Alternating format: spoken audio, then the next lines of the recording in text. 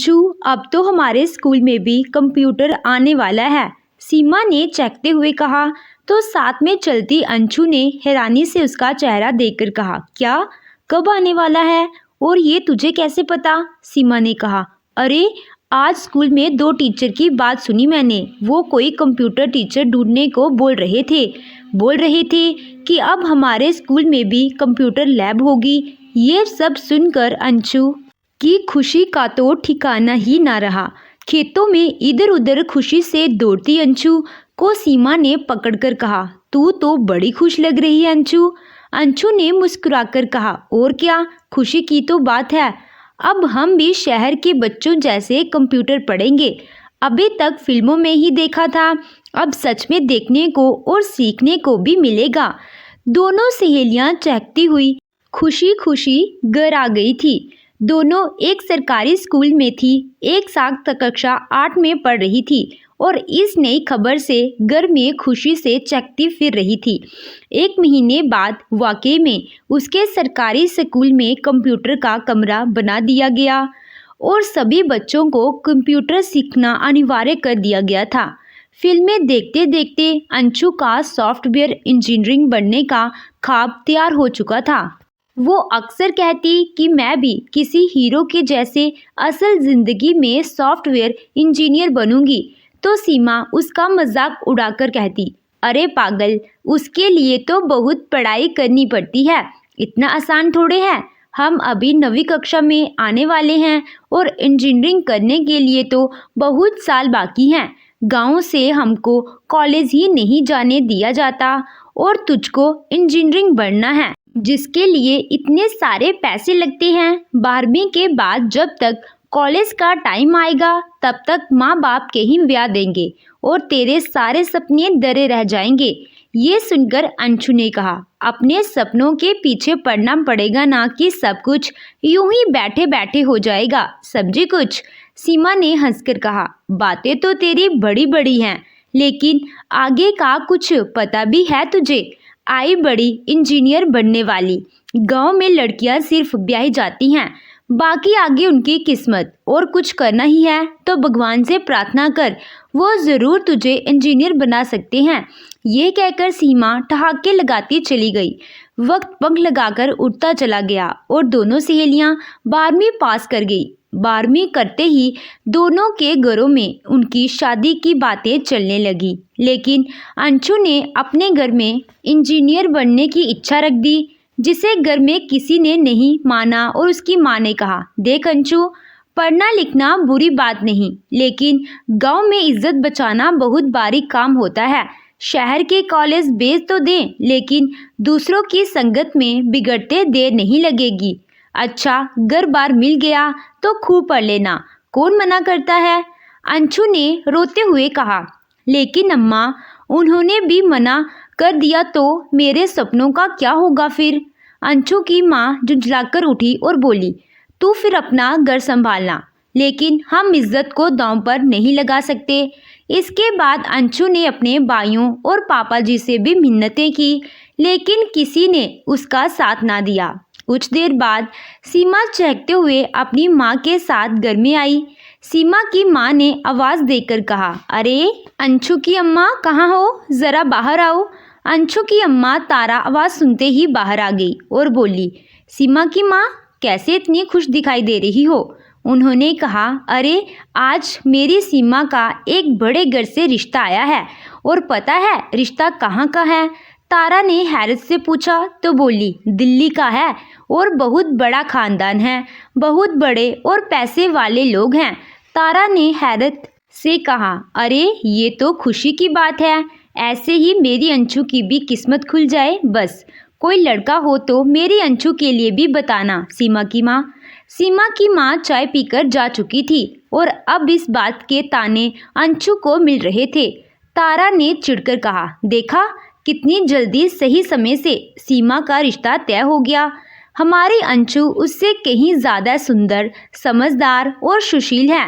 इसका भी रिश्ता जल्दी ही कहीं किसी ऊंचे खानदान से आएगा और मेरी अंशु भी राज करेगी। अपनी माँ की बातें सुनकर अंशु का मन चीख रहा था, अंदर से तड़प रहा था। उसके सपने बिखर रहे थे। उसे पता था कि अब उसकी अम्मा उसकी शादी करके ही दम लेगी। अगले ही दिन सीमा के घर लड़के वाले आ गए थे और सीमा को पसंद करने के साथ ही उन्होंने रिश्ता पक्का कर दिया। शगुन के तौर पर काफ़ी सारा सामान, जेवर, मिठाइयाँ, उपहार और महंगे कपड़े देकर गए थे। सीमा उनके जाने के बाद सबको फुदक फुदक कर अपना सामान दिखा रही थी। अंशु भी हैरत से सब कुछ देख रही थी, लेकिन तभी उसे कुछ याद आया और वो सीमा की झूठी खुशी देखने लगी। घर आकर बैठी ही थी कि उसकी अम्मा तारा ने कहा, देख आई ना, कितना लाद गए हैं सीमा को उपहारों से। ये होता है रिश्ता, बस तेरा भी हो जाए ऐसे ही। इस बात को सुनकर अंशु को गुस्सा आ गया और वो बोल पड़ी, अम्मा आपको पता भी है कि ये सब उसको क्यों दिया गया है? ये सुनकर तारा चौंक गई। अंशु ने कहा, अम्मा ये सब सौदा है, सौदा। ये सब सुन जमीन के बदले में दिया गया है, जिस पर उगे अनाज को सीमा के घर वाले पूरे साल खाते हैं, जिसका आया हुआ पैसा उनके घर का खर्च चलाता है। दरअसल वो उस जमीन पर फैक्ट्री लगाना चाहते हैं। तारा ये सब सुनकर अंशु को देखती ही रह गई। अंशु ने बताया कि जब वो सीमा को शगुन के लिए तैयार कर रही थी तो प्यास लगने पर पानी पीने बाहर आई थी और तभी उसने ये सुन लिया था कैसे सीमा के घर वाले अपनी भरण पोषण करने वाली जमीन को हर्ष देने को तैयार हो गए थे। तारा ने कहा, हे भगवान, हम इतना कहाँ से देंगे, और अगर दे दिया तो हम क्या करेंगे? अंशु ने कहा, वही तो अम्मा, आजकल रिश्ते भी इतनी आसानी से कहाँ मिलते हैं। मुझे पढ़ा लिखा दोगी तो सबका और गांव का नाम ही रोशन होगा, फिर देखना ऐसे लड़के वाले पानी भरते नजर आएंगे। तारा ने कहा, अच्छा तो इसीलिए ये सब सुना रही है। शादी तो होकर रहेगी बेटा, चाहे जो कर लो तुम। ये सुनकर अंशु के जैसे सारे अरमानों पर पानी ही फिर गया। एक आखिरी दिया जला था उम्मीद का, वो भी बुझ गया था। घर पर बैठे अंशु को 6 महीने बीत गए और इसी बीच सीमा की शादी भी हो गई। खूब दान दहेज के साथ सीमा विदा होकर दिल्ली चली गई, लेकिन अंशु के घर में उसके ब्याह की चिंता बढ़ती चली गई। तारा ने उसके पापा जी से कहा, कुछ तो करो, इसके साथ की ही सीमा उसका ब्याह हो गया, लेकिन इसका कोई रिश्ता ही नहीं आ रहा। अंशु के पापा सुमेर सिंह जी ने कहा, जब वक्त होगा आ जाएगा, शादी के लिए जल्दबाजी अच्छी नहीं होती। हुआ भी यही कि 1 महीने बाद ही एक रिश्ता अंशु के लिए आ गया, क्योंकि ये रिश्ता सीमा के ससुराल से आया था। सीमा की शादी में किसी ने अंशु पसंद आ गई थी। 2 दिन बाद सबका मिलना तय हो गया और जिसकी तैयारी तारा ने खूब अच्छे से कर ली थी। लड़के वाले दिल्ली से ही थे। वो जब आए तो सुमेर सिंह जी ने खातिरदारी में कोई कमी नहीं छोड़ी। अंशु सबको पसंद आ गई थी और लड़के वाले शगुन देकर चले गए थे।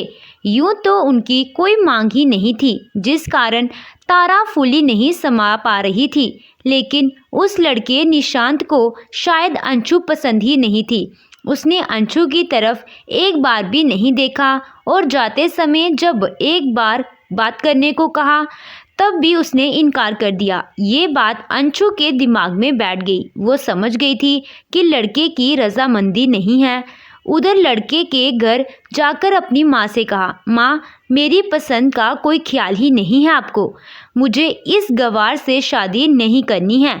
आपकी इज्जत के लिए मैं वहाँ चुप रहा, लेकिन प्लीज़ आप फ़ोन करके मना कर दीजिए। लड़के की माँ ने कहा, बेटा वो लड़की भले गांव की है, लेकिन गांव जैसी बिल्कुल नहीं लगती। शहर की लड़कियां आजकल गृह गृहस्थी के नाम पर ज़ीरो होती हैं। उन्हें सास ससुर के साथ रहना पसंद ही नहीं है। ऐसे में मैं नहीं चाहती कि कोई लड़की तुम्हें हमसे दूर कर दे। और रही इसके गांव से होने की बात, तो तुम चिंता मत करो, यहाँ के तौर तरीके मैं उसको अच्छे से सिखा दूंगी। लेकिन निशांत कुछ समझने को ही तैयार नहीं था। उसने पिता से भी बात करना चाहा, लेकिन उन्होंने भी साफ मना कर दिया और धमकी दे डाली, अगर ये शादी नहीं करोगे तो बिजनेस और घर से धक्का दे देंगे। फिर जब कहीं धक्के जा खाकर छोटी सी नौकरी करोगे ना, तो सारी अकल ठिकाने आ जाएगी। इसी कारण निशांत खामोश हो गया, लेकिन अंदर से तो वो कहीं भाग जाना चाहता था। अंशु शादी के पहले निशांत से बात करना चाहती थी, मगर उसे एक मौका भी नहीं मिला और आखिर शादी का दिन भी आ गया। शादी में सीमा भी आई और बोली, देखा मैंने कहा था ना कि आखिर में शादी ही करनी पड़ेगी। टूट गया ना इंजीनियर बनने का सपना, अब झेलो उसका दर्द और संभालो ससुराल। सीमा के इस ताने को सुनकर भी अंशु चुप रही। उसे तो अपनी तकदीर पर ही रोना आ रहा था। अपने घर वालों को कोस रही थी कि क्यों किसी ने उसके दिल की बात जानने की कोशिश नहीं की। आखिर 7 फेरों के बाद विदा होकर वो दिल्ली आ गई। आकर उसे समझ आ गया कि वास्तव में निशांत उससे शादी ही नहीं करना चाहता था। उसने निशांत से कहा, कितनी अजीब बात है ना तो तुम मुझे शादी करना चाहते थे और ना ही मैं तुमसे, लेकिन फिर भी हम एक दूसरे की किस्मत में बंध गए। निशांत ने गुस्से से कहा, कुछ भी हो मुझे इससे कोई मतलब नहीं है, मुझसे दूर रहना। तुम पास आने की कोशिश की तो अच्छा नहीं होगा। मैं ये शादी कभी नहीं निभाऊंगा। अंशु को निशांत से इसकी ही उम्मीद थी, तो चुप ही खड़ी रही। निशांत रात को तकिया उठाकर बालकनी में जाकर सो गया। अंशु रात भर उसे मच्छरों को मारते देखती रही, लेकिन कुछ कहने की हिम्मत ना कर सकी। अगले दिन अंशु की रसोई हुई और अंशु ने लजीज खाना बनाकर सबके लिए टेबल पर लगा दिया। सबने तारीफ की, मगर निशांत उसकी तारीफ में 2 शब्द भी ना कह सका। उसकी माँ ने उसको इशारा भी किया, मगर वो अनदेखा कर खाना खाता रहा। उसके बाद वो ऑफिस निकल गया। अंशु कमरे में अपनी किस्मत पर आंसू बहा रही थी कि उसकी सास ने आकर कहा, बेटा तुम दुखी मत हो। निशांत थोड़ा रूखे दिल का है, लेकिन उसका दिल ना पिघलने ये तो नहीं हो सकता। तुम्हारी अच्छाई एक दिन सब ठीक कर देगी और वो एक ना एक दिन तुम्हारे पास ज़रूर आएगा। तुम्हारी जैसी बीवी उसे दिया लेकर ढूंढने से भी नहीं मिलेगी। अंशु हल्के से मुस्कुरा दी थी, मगर वो ये कैसे कहती कि दरअसल ये आंसू उसके सपने टूटने के कारण निकल रहे हैं। इसी तरह 1 हफ्ता बीत गया और धीरे धीरे 2 महीने हो गए। अंशु दिन भर घर के काम करती, कभी सास के पास बैठती तो कभी टीवी। एक दिन उसके घर परिवार के साथ सीमा आई। उसके ठाट बाट देखते ही बनते थे। सास बार बार उसे कभी ये खाने को कहती तो कभी वो। ऐसा लग रहा था कि उसकी सास उसका कितना ख्याल रखती है और पति तो उसका बहुत ख्याल रखता नजर आ रहा था। उसे देखकर अंशु अपनी जिंदगी के बारे में सोचने लगी थी। सीमा ने आकर उससे कहा, देख रही है ना अंशु, कितना अच्छा ससुराल मिला है तुझे। अब केवल 12वीं पास हूँ तो क्या हुआ, पैसा हर चीज़ को पूरा कर देता है। तूने बेकार के सपने देखे और अब उसको दर्द में जी रही है। जो तेरे पास है उसकी इज्जत कर। दोपहर के बाद सब लोग जा चुके थे और वो कमरे में जाकर आराम करने लगी थी। एक तरफ सीमा की बातें उसके दिमाग में गूंज रही थी और दूसरी तरफ आज वो कंप्यूटर को मिस कर रही थी। उसके कमरे में एक कोने टेबल पर निशांत का कंप्यूटर रखा हुआ था, लेकिन चाहकर भी वो उसे हाथ नहीं लगा सकती थी। उसे देखकर उसकी आंखों में उसे चलाने का खाम उभर पड़ा था, लेकिन मन महसूस कर रह जाती थी।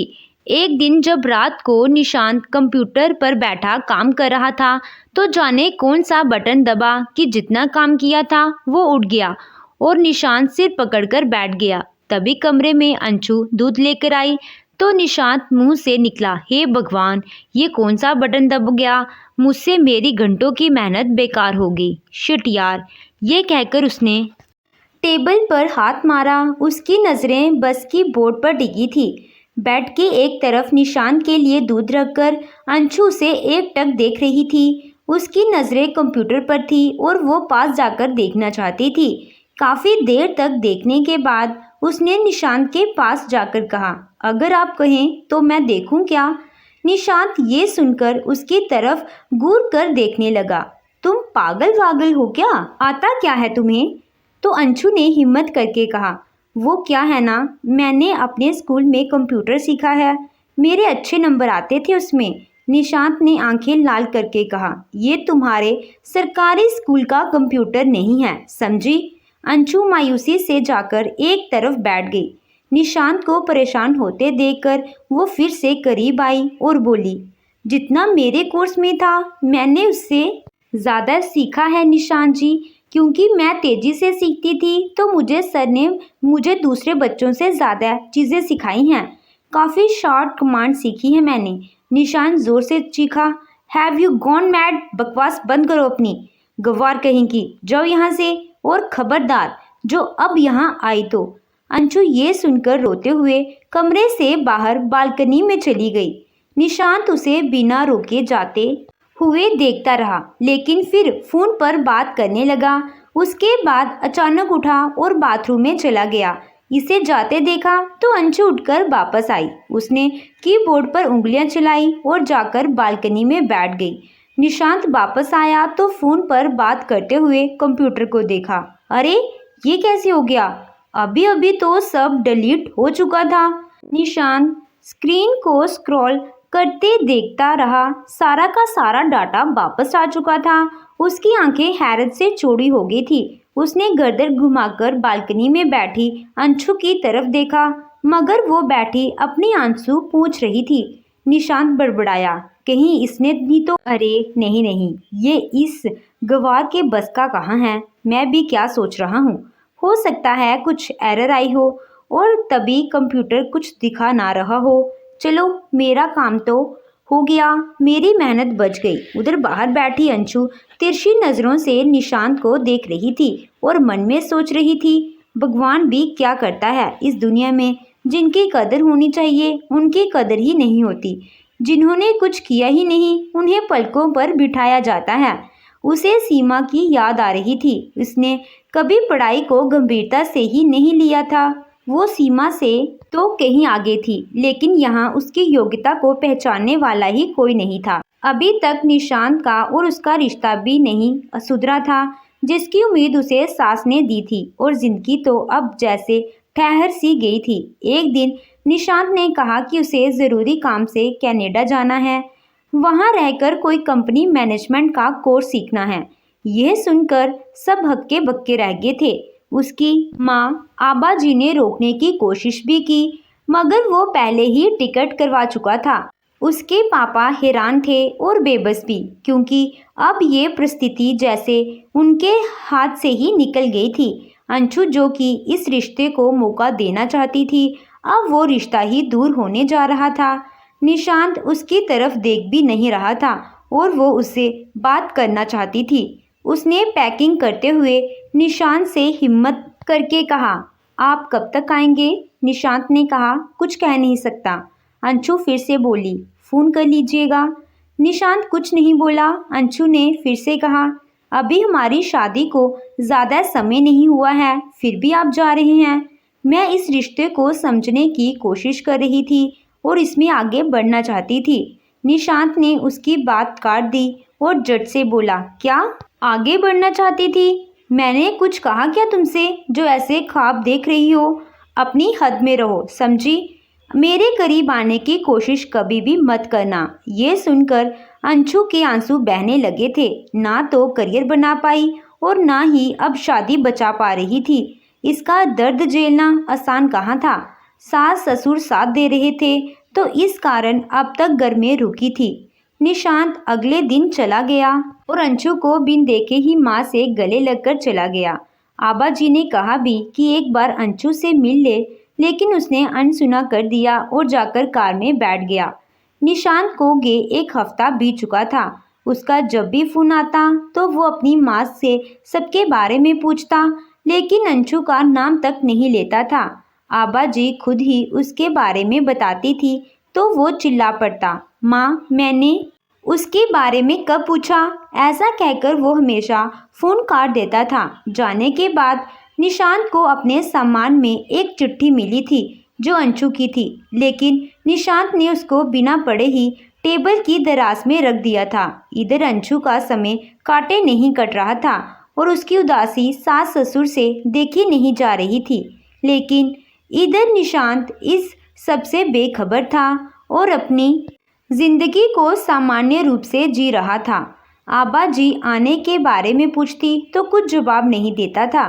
उधर अंशु को कमरे में रखा कंप्यूटर देखकर उसे निशांत और अपने स्कूल के दिनों की बहुत याद आती थी। लेकिन निशांत के ना रहते हुए भी उसने कभी कंप्यूटर को हाथ नहीं लगाया। ससुर विष्णुकांत जी ने आबा जी से कहा कि वो अंशु से पूछे कि वो क्या चाहती है। अगर कुछ दिन के लिए घर जाना चाहती है तो जा सकती है, लेकिन बस खुश रहे। आबा जी ने अंशु से बात की तो उसने कहा, माँ मैं घर जाकर क्या करूँगी, सब इनके बारे में पूछेंगे तो क्या कहूँगी, इनके आने का भी पता नहीं, ऊपर से ये मुझे फ़ोन भी नहीं करते हैं। इस तरह से मेरी अम्मा को सब पता चल जाएगा और वो दुखी होंगी। ये सब सुनकर आबा जी की नज़रें झुक गई। फिर अगले ही पल अंशु ने आगे पढ़ने की इच्छा जाहिर की तो उन्होंने हामी भर दी। धीरे धीरे 6 महीने और फिर 1 साल बीत गया। निशांत का वापस आने का कोई मन ही नहीं था। अंशु के घर वाले उससे अक्सर पूछा करते, दामाद जी वहाँ जाकर तुमसे बात तो करते हैं ना। अंशु खुशी खुशी अपना दर्द छुपा जाती और कहती, अम्मा वो तो वहाँ से मेरे लिए जाने क्या क्या बेचते रहते हैं, इतने महंगे महंगे उपहार बेचते हैं कि क्या बताऊं। ऐसे झूठ की चादर ओढ़े हुए 4 साल हो गए। अंशु ने सबसे कह रखा था कि निशांत बाहर पढ़ाई करने गए हैं। सब निश्चित थे कि सास ससुर इतना ख्याल रखते हैं और दामाद जी भी वहाँ से ख्याल रखते हैं। आबा जी अक्सर कहा करती कि तुम जैसी बहू आकर हम तो धन्य हो गए। हमारा बेटा तो नालायक निकला जो हमको छोड़कर चला गया। जाने किस बात की सज़ा दे रहा है। निशांत को गए अब 5 साल हो गए थे। अंशु की भी अच्छी कंपनी में नौकरी लग चुकी थी और अब उसने खुश रहना भी सीख लिया था। निशांत के वापस आने की उम्मीद अब खत्म होने लगी थी। निशांत वहां कंपनी सेक्रेटरी की पोस्ट पर था और बिजनेस डील के लिए इंडिया से बिजनेस डेलीगेट्स आने वाले थे। पहली बार इंडिया के साथ उसकी कंपनी बिजनेस डील करने जा रही थी। लेकिन तभी टीवी और खबर फ्लैश होने लगी कि सारे सर्वर डाउन हो चुके हैं, जिसके कारण सभी फ्लाइट रोक दी गई हैं। निशांत ने ये सुनकर सिर पर हाथ मारा। ओ माय गॉड, ये तो बड़ा नुकसान है, अब क्या होगा। उसके फ्रेंड ने कहा, वैसे निशांत ये पहली बार हुआ है जो इतनी देर से डाउन हुए सर्वर का कारण पता ही नहीं चल पा रहा है। सभी लोग एयरपोर्ट पर फंसे हैं, 2 घंटे हो चुके हैं और कुछ नहीं हो पा रहा है। सारी एक से एक सॉफ्टवेयर इंजीनियरिंग की टीम आकर ढूंढने में लग चुकी है, लेकिन जाने क्या हो रहा है। सबकी नज़रें टीवी पर थी और खबर आ रही थी कि इतिहास में पहली बार ऐसा हो रहा है कि कारण का पता अभी तक नहीं लग पाया है। निशांत ने कॉफ़ी मंगवाई, अपने कैबिन में जाकर बैठ गया। 5 घंटे हो चुके थे कि तभी उसका दोस्त भागा भागा आया और बोला, निशांत सब ठीक हो गया, वरना तो सारे होटल्स डाउन थे। अब फ्लाइट फिर से ऑन एयर हो रही है और टिकट दिए जा रहे हैं। निशांत ने लंबी सांस लेकर कहा, थैंक गॉड सब ठीक हो गया, लेकिन नुकसान तो हो चुका है मेरा। चलो कोई बात नहीं। निशांत ने अपने कैबिन में टीवी ऑन किया और न्यूज़ देखने लगा। तभी सामने कुछ ऐसा दिखा कि उसके होश उड़ गए। ये कैसे, मतलब ये कब हुआ? उसने अपनी आंखें मलते हुए कहा। टीवी देखकर निशांत का सिर चकराने लगा और वो अपने घर चला गया। उसे शादी से अब तक की सारी बातें याद आने लगी। कैसे उस दिन उसका सारा डेटा अपने आप वापस आ गया था और अंशु जब अपने बारे में बता भी रही थी तो उसने ही उसका मजाक उड़ा दिया था। निशांत का दिल जोर जोर से दग दग कर रहा था। अब उसे बेचैनी हो रही थी। सच तो ये था कि उसके दिमाग से अंशु की तस्वीर तक धुंधली हो गई थी। उसने जल्दी से घर के फोटो निकालकर देखी, जिन इतने साल से निकालकर ही नहीं देखा था। देखकर मन में सोचने लगा, हाँ वो लड़की टीवी में अंशु ही थी। तभी निशांत को उस चिट्ठी का ख्याल आया तो उसने बिना पढ़े टेबल की दराज में रख दी थी। इसने सारा सामान बाहर निकाला लेकिन चिट्ठी नहीं मिली। उसने अलमारी के सारे कपड़े बाहर फेंक दिए और लॉकर में से अपने डॉक्यूमेंट्स की फाइल भी निकालकर फेंक दी। तभी उसे अपनी एक डायरी याद आई जो वो शुरुआत में लिखा करता था। काफ़ी देर ढूंढने के बाद उसको वो डायरी मिल गई। धड़कते दिल से उसने वो लेटर बाहर निकाला और पढ़ना शुरू किया। निशांत जी, आपकी दुविधा है कि आप मुझसे रिश्ता नहीं जोड़ना चाहते थे और सच्चाई भी ये थी कि मैं भी शादी नहीं करना चाहती थी।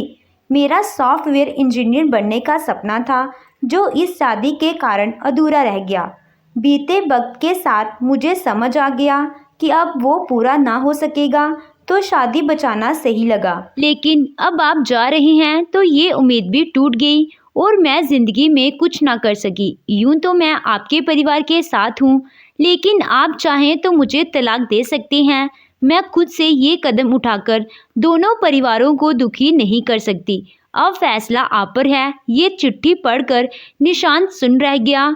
कितनी समझदारी का सबूत दिया था अंशु ने कि वो निशांत को तरह परिवार को अकेला छोड़कर कहीं नहीं गई। अपना जीवन परिवार के लिए कुर्बान कर दिया और एक वो था जो सबको छोड़कर इतनी दूर आकर बैठ गया था।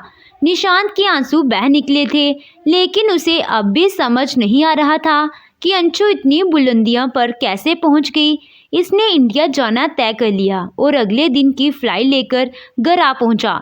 उसको अचानक से सामने देखकर सब चौंके। अंशु घर पर नहीं थी। आबा जी उसकी उपलब्धि के बारे में कोई बात नहीं कर रही थी और ना ही विष्णुकांत जी कुछ बोल रहे थे। निशांत हैरान था कि जो माँ बार बार फोन पर उससे अंशु से बात करने के लिए कहा करती थी, वो आज अंशु का नाम भी नहीं ले रही थी। शाम को अंशु हाथ में बुके लिए एक चमचमाती कार से उतरी और बालकनी से निशांत ने उसको देख लिया। जेपा हुआ सा अपने रूम में बैठा सोचता रहा कि नीचे उसके सामने जाए कि ना जाए।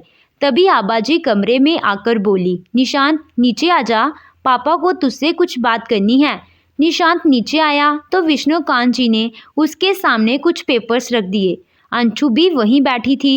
निशांत ने हिचकिचाते हुए पेपर उठाए तो हैरान रह गया। ये तलाक के पेपर थे। निशांत ने कहा, पापा ये क्यों? मेरा मतलब, विष्णुकांत जी ने बात काट कर कहा, तुम भी यही तो चाहते थे। अंशु अब अपने पैरों पर खड़ी हो चुकी है।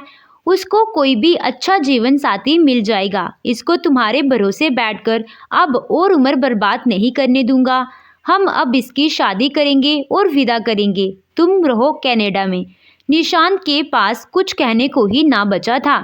वो दम से सोफे पर बैठ गया और हाथ में दबी अंशु की लिखी चिट्ठी नीचे गिर पड़ी। चिट्ठी गिरते ही अंशु की नज़र उस पर गई। इसने झट से चिट्ठी उठा ली। वो हैरान थी कि चिट्ठी निशांत के पास अब तक थी। उसने निशांत से कहा, मैं इतने साल से इस चिट्ठी के जवाब का ही इंतज़ार करती रही और आप इसे रख कर बैठे रहे। मुझे लगता था कि शायद आप मुझे रोकेंगे, लेकिन नहीं रोका ना। इसी कारण आज ये तलाक के पेपर आपके सामने हैं। निशांत की आंखों से आंसू बह निकले। वो कुछ कहना चाहता था, मगर उसके मुंह से शब्द बाहर ही नहीं आ पा रहे थे। उसने हिम्मत कर कहा, मैंने ये चिट्ठी तुम्हारे इंटरव्यू को देखने के बाद पढ़ी है अंशु। काश ये मैंने पहले पढ़ ली होती और मुझे अपनी गलती का एहसास हो गया होता। तुमने मेरे परिवार के लिए अपने करियर को दांव पर लगा दिया और मैं वहाँ बैठकर तुमसे दूर भागने की कोशिश करता रहा।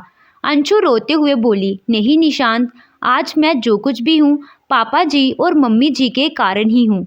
उन्होंने मुझे हिम्मत दी और इतना बड़ा सॉफ्टवेयर इंजीनियर बना दिया। मैं पढ़ाई करती और मम्मी दिन रात मेरा ख्याल रखती। मुझे तो किस्मत से ऐसे सास ससुर के रूप में माता पिता मिले हैं जिन्होंने मेरे सपने पूरे कर दिए। निशांत अंशु से नजरें नहीं मिला पा रहा था। आबा जी ने आगे बढ़कर कहा, निशांत, तुम्हें पता है कि तुम्हारी बीवी और हमारी इस बेटी ने हमारा सिर गर्व से ऊंचा कर दिया। जो काम इतनी सॉफ्टवेयर कंपनियां और उनके इंजीनियर्स मिलकर नहीं कर पा रहे थे, वो इस लड़की ने कर दिखाया। तमाम टेक्निकल टीमें नाकाम रही और फिर इनकी कंपनी से इंजीनियर्स को भेजा गया। इसको योग्यता को कभी पहचाना नहीं तुमने, काश समय रहते पहचान लिया होता। निशांत ने हाथ जोड़कर कहा, अंशु मुझे माफ़ कर दो। मैंने हमेशा तुम्हें कम आंका, हमेशा तुम्हें गंवार समझा। उस दिन मुझने मेरी प्रॉब्लम सॉल्व किया था तो तब भी मेरा ध्यान ना गया था और मैंने इतने साल तुमसे दूर जाने की कोशिश में बर्बाद कर दिए। जबकि तुम रिश्ता बचाना चाहती थी। काश तुम्हें समय रहते पहचान लिया होता। आबा जी ने कहा, अब तो पहचान लिया ना। निशांत ने जैसे ही माँ को और नज़र उठाकर देखा तो विष्णुकांत जी जोर से बोले, नहीं, अब इसके पहचानने से कोई फर्क नहीं पड़ता। ये तलाक के पेपर पर साइन करे और जहाँ से निकल जाए। हमें ऐसी औलाद नहीं चाहिए। आखिर वही तो हो रहा है जो इसको चाहिए था। अंशु बेबस ही अपने ससुर जी की तरफ देखने लगी। उसके आगे बोलने को हिम्मत नहीं कर पा रही थी। निशांत की हालत रो रो कर बुरी हो रही थी। उसका दिल साइन करने का नहीं था, लेकिन अब किस मुंह से कहता कि वो अंशु के साथ जीवन बिताना चाहता है। आबा जी ने कहा, एक मौका दे दीजिए इसको, लेकिन विष्णुकांत जी ने साफ मना कर दिया। निशांत बैठा खामोशी से जमीन ताकता रहा। निशांत ने रात का खाना नहीं खाया और अंशु का भी मन नहीं हुआ। आबा जी ने कहा, बेटा तुम तो खा लो, इसने तुम्हारी परवाह नहीं की तो तुम क्यों करती हो। अंशु चुप रही और ससुर जी के लिए खाना लगाने लगी। दोनों को खामोशी देकर आबा जी ने विष्णुकांत जी से कहा, देखिए जी, मुझे तो लग रहा है कि दोनों ही साथ रहना चाहते हैं, मगर आप ही अब तलाक की जिद किए जा बैठे हैं। विष्णुकांत जी ने कहा, आबा वह तुम्हें लग रहा है, मगर इन दोनों ने तो नहीं कहा ना। आबा जी इस बात पर खामोश रह गई और कुछ बोल ना सकी। अगले दिन नाश्ते के समय रात भर अंशु सो पाई और ना ही निशांत की आंख लगी। उसे अब अपने किए पर पछतावा हो रहा था। विष्णुकांत जी ने अगली सुबह नाश्ते के पहले फिर से निशांत को बुलाकर कहा, निशांत ये कागज साइन करो और अंशु को इस शादी से बंधन से मुक्त कर दो। और अंशु बेटा तुम भी साइन कर दो। निशांत की आंखों में आंसू आ गए और साथ खड़ी अंशु भी अपने आंसू रोक ना सकी। दोनों को चुपचाप खड़े देखकर विष्णुकांत जी जोर से सीखे, अब खामोश क्यों हो दोनों। इस पर निशांत हड़बड़ाकर बोल उठा, पापा मुझे तलाक नहीं देना है। इतना सुनते ही अंशु ने गर्दन घुमाकर निशांत की तरफ देखा। निशांत ने भी अंशु की तरफ देखा। तभी विष्णुकांत जी की आवाज़ आई, और अंशु तुम्हें क्या करना है। अंशु ने भी हिम्मत करके कहा, नहीं पापा मुझे भी नहीं। निशांत ने अंशु की तरफ आंसू भरी नज़रों से देखा और उसके गले से लगा लिया। विष्णुकांत जी के खांसने की आवाज़ आई तो दोनों अलग हो गए। उन्होंने आगे आकर कहा, तुम्हें इतना कहलवाने के लिए सारी रात का इंतज़ार करना पड़ा, कल ही नहीं कह सकते थे क्या। निशांत ने रोते हुए कहा, पापा किस मुंह से कहता। मैंने अंशु को हमेशा दूसरों से कम समझा। इसकी निगाहों में तो मैं गिर चुका था। मुझे तो यकीन नहीं हो रहा कि मेरे इतना बुरा करने के बाद भी अंशु मुझे तलाक देना नहीं चाहती। आबा जी ने दोनों के करीब आकर मुस्कुराते हुए कहा, अंशु में संस्कार हैं जिन्हें तू भूल गया था। तूने नहीं बल्कि औलाद होने का फ़र्ज तो अंशु ने निभाया है। इसके बाद सब मुस्कुराने लगे और निशांत ने एक बार और सबसे माफ़ी मांगी। इस बार निशांत अपने साथ अंशु को कनाडा ले गया, जिससे अंशु का मायका मुस्कुरा उठा। तो दोस्तों आपको ये कहानी कैसी लगी कमेंट कर ज़रूर बताइएगा। कहानी अच्छी लगी हो तो वीडियो को लाइक कीजिएगा। चैनल पे नए हो तो चैनल को सब्सक्राइब कीजिएगा। Thank you.